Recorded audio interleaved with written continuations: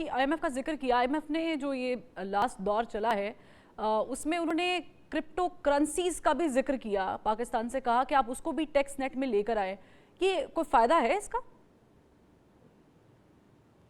फरमा, मुझे ज़्यादा इतना नहीं पता कि क्रिप्टो करेंसी का पाकिस्तान में कितना उसकी हजम कितना है। मैं समझता हूँ कि उसको टैक्स नेट में लाने से पहले अगर पहले उसको रेगुलेट सही करना पड़ेगा स्टेट बैंक को। स्टेट बैंक को भी इतना तजुर्बा नहीं है इन चीज़ों को रेगुलेट करने का, दुनिया भर में कहीं पर भी नहीं है, सच्ची बात है, क्योंकि एक नई चीज़ आई है तो इसका हमको तजुर्बा करना पड़ेगा। मैंने सुना है कि कुछ हवाला हुंडी भी इसके थ्रू होता है, तो स्टेट बैंक को ये देखना पड़ेगा। की टैक्स लगाने की जल्दी नहीं करनी चाहिए हर चीज़ पे। हमने तो यहाँ पे ऊबर आई थी और पंजाब में मुझे याद है कुछ अर्से पहले वो जब करीम वगैरह आए थे तो उस पर भी जल्दी जल्दी टैक्स लगाना शुरू कर देते हैं। थोड़ा सा उन बिजनेसेस को फलने दें, फूलने दें, उसके बाद हम उनके ऊपर टैक्स लगा देंगे।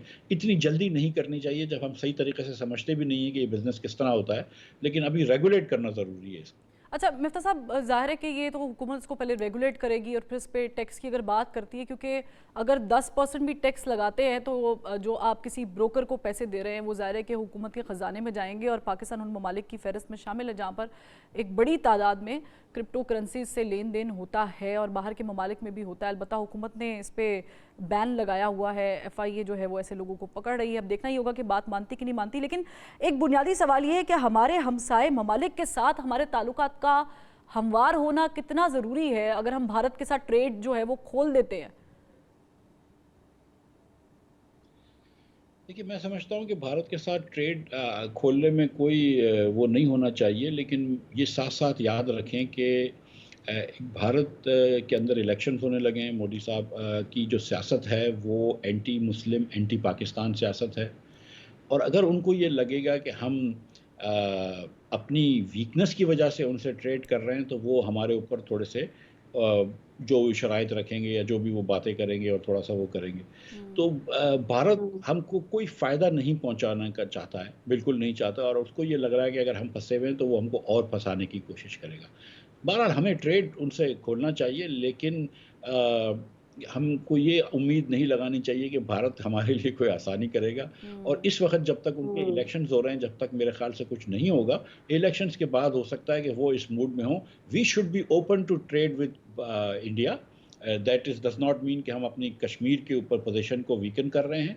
चाइना जो है वो कहता है कि ताइवान उसका हिस्सा है और ताइवान के साथ ट्रेड भी होता है। ताइवान के अंदर चाइना के बिजनेसेस इन्वेस्ट करते हैं, चाइना के अंदर ताइवान के बिजनेसेस इन्वेस्ट करते हैं। तो दुनिया में ये चीज़ें होती हैं। हिंदुस्तान और चीन की बड़ी लड़ाई है, बॉर्डर पे बड़ी कशमकश भी होती है, टेरिटोरियल डिस्प्यूट भी है, लेकिन वो भी ट्रेड करते हैं। तो we should be okay with trading, but at this point we should understand कि भारत का जो हुकूमत में इलेक्शन जब तक नहीं होंगे तो मोदी साहब अपने anti Muslim, anti Pakistan stands को वीकन नहीं करेंगे। यानी वहाँ पर भी वो जो पॉलिटिकल कार्ड खेला जा रहा है वो जब तक वो खेल नहीं लिया जाता तब तक हम भी ज़ाहिर है कि उस तरह उनको नहीं बातचीत कर सकते। लेकिन मिफ्ता इस्माइल साहब, मोहम्मद ज़ुबैर साहब कल हमारे चैनल पे मौजूद थे और उन्होंने एक खबर बताई कि जी जब PDM की गवर्नमेंट आई थी तो रिजर्व्स भी बिल्कुल ठीक थे और कोई भी ऐसा डिफ़ॉल्ट का कोई ख़तरा नहीं था। आपने हुकूमत में जब हिस्सा बने थे, आप ही आए थे, तो आप ज़रा इसकी मुझे बताइएगा आवाम के लिए कि कोई था खतरा या नहीं था जैसे मोहम्मद ज़ुबैर साहब कह रहे हैं?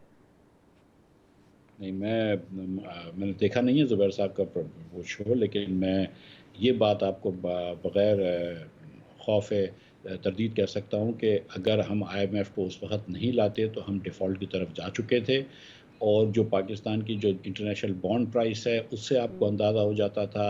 हमको इधर एक LC खोलना मुश्किल होती थी, वो बहुत मुश्किल वक्त था। क्योंकि हम आए हैं और उसके बाद मज़ीद और यूक्रेन की जंग के बाद पेट्रोल और गैस वगैरह दुनिया भर में महंगी हो गई, वीट महंगा हो गया, खाद महंगी हो गई, हमको इंपोर्ट करना बहुत मुश्किल था। और उस वक्त अगर हम IMF को नहीं लेकर आते तो बिल्कुल पाकिस्तान डिफ़ॉल्ट की तरफ जाता। तो अल्लाह ताला का शुक्र है कि हम IMF को बातचीत करके उसको वापस ले आए।